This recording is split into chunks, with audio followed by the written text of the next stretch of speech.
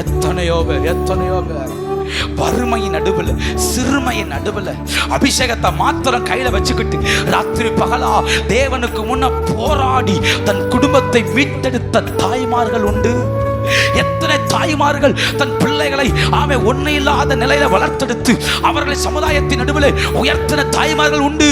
அவர்கள் எதை நோக்கி வாழ்ந்தார்கள்? ஒன்னே ஒண்ணுதான், கர்த்தர் கொடுத்த அபிஷேகம், கர்த்தர் கொடுத்த வல்லமை, கர்த்தர் கொடுத்த பலம். அந்த உட்கார்ந்த இடத்துல உட்கார்ந்து புருஷன் அடிப்பான், பிள்ளை அடிக்கும், சொந்த பந்தம் அடிக்கும், பார்க்கிறவனா நிந்திப்பான். ஆனாலும் அடியெல்லாம் வாங்கிட்டு அதுல உட்கார்ந்து ஆண்டவரே என் குடும்பத்தை விடுதலையாக்கும், பிசாசின் கையிலிருந்து விடுதலையாக்கும் என்று திறப்புல நின்ன சிலர் தங்கள் குடும்பத்தை தப்பித்துக் கொண்டார்கள். ஹல்லேலூயா, ஹல்லேலூயா. இன்னைக்கு நமக்கு அந்த பாரம் இல்லாததுனால தான் திறப்புல நிற்க முடியல. அந்த பாரம் இல்லாததுனால தான் நம்ம குடும்பத்துக்கு போராட தெரியல.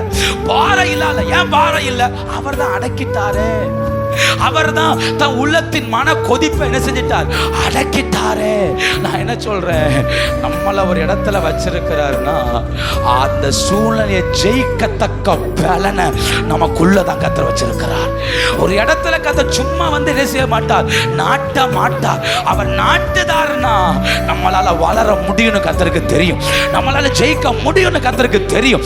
அவர் நாட்டுறாருன்னா நம்மளை கொண்டு, ஏன் தெரியுமா, செயல்படுவது கர்த்தர். யுத்தத்துல முன்ன நிற்பது மட்டும்தான் நம்ம. முன்ன நிற்கிறதுனா செய்வது கர்த்தர். அப்போ எப்பேற்பட்ட வாழ்க்கையவும் மகிமையாய் மாற்ற முடியும்.